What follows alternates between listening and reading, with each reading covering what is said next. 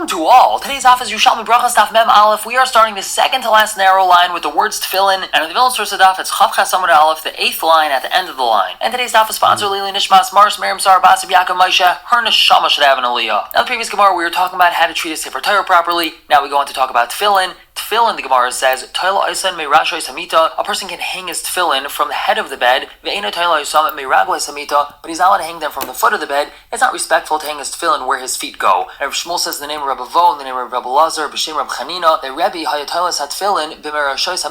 used to hang his tefillin by the head of the bed, not from the head of the bed, but near the head of the bed, either on a hook or on a peg or something like that. Now, when we're talking about hanging tefillin, we're not talking about hanging the tefillin while they're in the bag, meaning hanging the bag of the tefillin. We're talking about hanging the tefillin themselves, meaning taking the tefillin that are actually placed on the arm and head and hanging those from a hook or from the bed. And Resnik tells us, as long as a person doesn't hang them like a basket, the tefillin, meaning the box, goes above and the straps go below. A basket is hung the other way around. The straps or the rope holding the basket gets hung on the hook and the basket hangs down. Tefillin are not allowed to be hung like that. The box of the tefillin has to go on the hook and the straps are supposed to be hanging down. And now that we quoted Rabbi, we're going to have something else from him. Tana Reb Chalafta ben Shol, someone that sneezes in the middle of davening. Simon Raloi, that's a bad omen for him. Hadadat Amr Milmata, that's referring to a sneeze from below, meaning passing gas. Aval Milmala Loi, but if a person sneezes from above, meaning he actually lets out a sneeze from his nose, that's okay. And actually Bavli says that it's a good sign for him to sneeze while he's davening. And Asi Debar Reb Chanina, this is like what Reb Chanina said, Ani Re'isias Rabbi, I saw Rabbi, Mefai ki yod uma'ate sheni sneezed, v'nais and yod val piv, he covered his mouth when he did so, aval loy roikek, but he wouldn't spit. Rabbi Yechon says, Afilu roikek, a person is allowed to spit while davening, kadei shei kazvinaki, so that his mouth can be clean. If the saliva is bothering him from davening properly, so he is allowed to spit. Now, lefanav aser, he's not allowed to spit in front of him, the shechina is there. La'achrav mutter, he is allowed to spit behind him.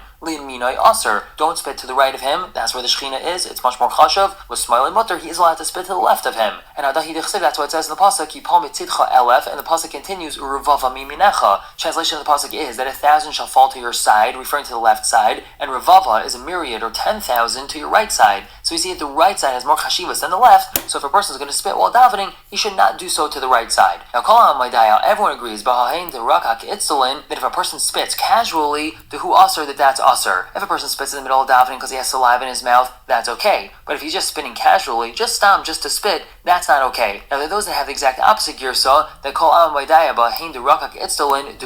that it's mutter, and this is referring to spitting into an itztolin, and itztolin over here is a garment. If a person spits into a garment, so it's being absorbed in the garment and it's not there in front of him, so then it's okay. Rabbi Shimon Levi Amar, he says, if a person spits in shol, even not in the middle of davening, it's as if he's spitting in the pupil of Hashem's eye. It's improper to spit in shol, just Rabbi Yonah, he would spit, but then he would rub it in with his foot, so there isn't just spit lying in the middle of the shol. Rabbi Yirmiyah says in the name of Rabbi Shmuel bar Chalafta, who quotes B'Shem Rabbi bar Achva, Hamaspalal, when a person is davening, Al Yorek, he should not spit until he walks 4 amos. Meaning, if he wants to spit while he's davening, he should walk 4 amos away, and then he can spit. And Amar B'Yasik Rab Avin,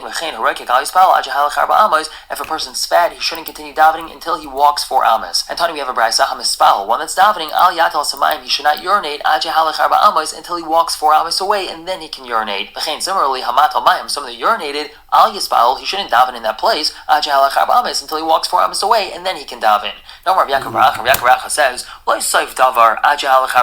this doesn't mean that ultimately he has to actually physically walk 4 amos away. If he waited the amount of time it takes to walk 4 amos, then it's okay. So if he's davening and he urinates or he spits, he should wait 4 amos until he continues. But he doesn't actually have to walk 4 amos away. And Amar Vami, he supports this and he explains, hey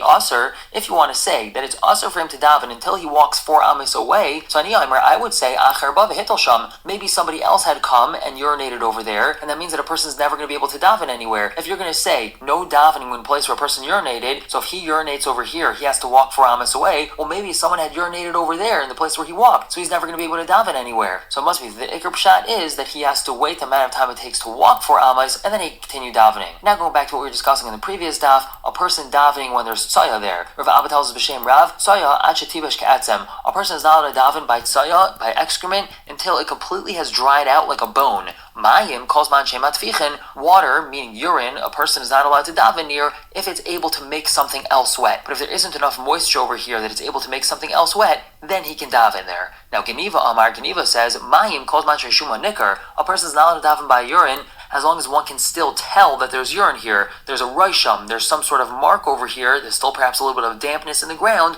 a person's not allowed to daven there. So we see that Geniva is more machmir than Rav Abba b'shem Rav with urine. Now Mem Alpha Bez on the top, Shmuel says in regards to Tzaya, Achi Yikaru Paneha, a person is not allowed to daven by it until it forms a crust on top. But once the entire surface area of the Tzaya has formed a crust, it's okay to daven there. And Shimon Bar Vav b'shem Rabbi Yechanan also says, Achi Yikaru Paneha, until there's a crust formed on the Tzaya. Now Rav Yirmiyah said in the name of Rav Zecharia, b'shem Rav, who quoted Rav, so now we have a different quote of what Rav said, Tzaya afilu asui ke'etzem asura, excrement, even if it became as dry as an etzem, as dry as a bone, it's also to daven or say Dvarim Shem Kedusha by it. Now Shmuel had said, as we just quoted previously, Ad Shekim Upaneha, it's also to daven or learn by Tzaya until it has a crust by it. Shimon Bar Va, Amr B'Shem Rabbi Yechanan, also Ad Shekim Upaneha. Now Amr Chizki, he asks the following question, Rav Abba machmir with mayim yosem and Tzaya. It seems to be that Rav Abba is being more machmir with mayim, with urine, than with Tzaya. But really we should not be more machmir with meiraglayim. Now Amr Rav Mana asks Chizkiya, Min Hadad Geniva, what about from the statement of Geniva? Geniva was even more machmir with meiraglayim than Rav Abba. So why are you censoring Rav Abba for being too machmir with meiraglayim? So Amr Chizkiya told Ramana, I'm not specifically talking about Rav Abba's meiraglayim psak, I'm talking about his Tzaya psak. Afilu asui ke'etzem asura. I hold that it should be asur to daven or say Dvarim Shem Kedusha by Tzaya, even if it's as dry as a bone. And why is that?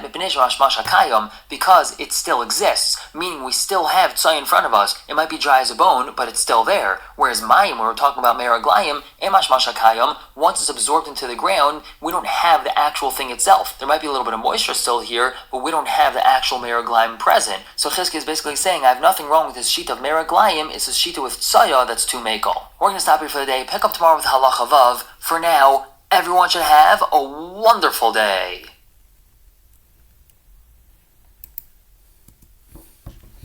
Okay.